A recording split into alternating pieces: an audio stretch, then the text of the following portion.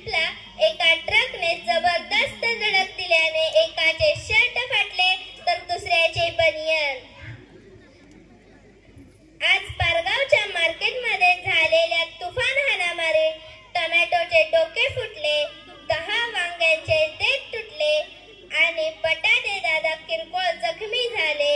त्यांना बेबेवाडीच्या इस्पितळात केले दाखल।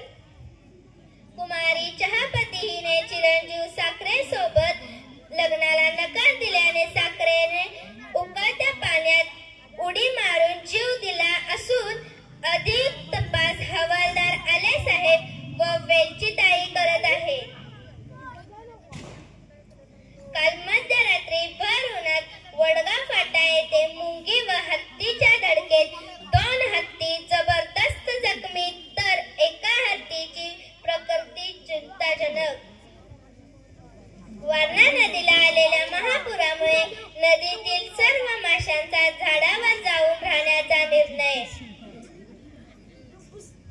निल्लेवाडीतील प्रगतशील शेतकरी सदा रडके यांच्या फणसाच्या झाडात चिंचा लागल्याचे निष्पन्न। काल वाठारमध्ये रात्री 3:35 अज्ञात चोरट्यांनी पानटपरीवरून एक गायच्या वटाणे, फुटाणे, शेंगदाणे असा 22 रुपयाचा मुद्देमाल पळवला। आज सकाळी माशीला चहा न दिल्याने माशीने रागाच्या भरात चहाच्या कपात दिला जीव। बायकोच्या जाचाला कंटाळून नवऱ्याने घेतली हरभऱ्याच्या झाडाला फाशी।